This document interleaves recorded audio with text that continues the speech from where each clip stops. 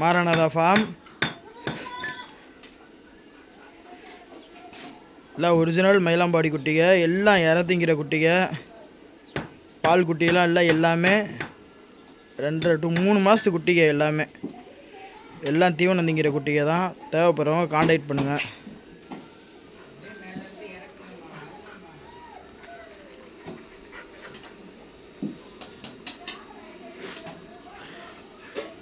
பண்ணை வளர்ப்புக்கு ஏற்ற குட்டி தேவைப்படுறவங்க கான்டாக்ட் பண்ணுங்கள்.